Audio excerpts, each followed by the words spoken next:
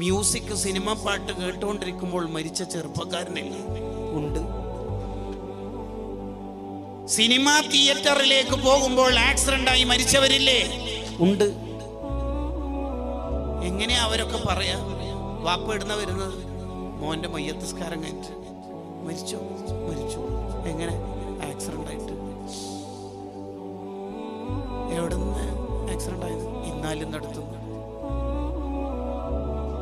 എന്താ പറ്റിയത്? എവിടെ പോവായിരുന്നു?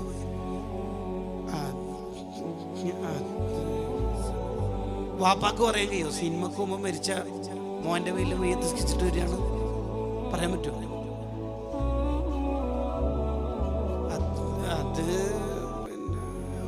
ഒരു സ്ഥലം വരെ പോയിട്ട് വരുന്നു. ഒരു സ്ഥലം വരെ എന്ന് വെച്ചാൽ കോളേജിലേക്കാ. എന്താ പറയാ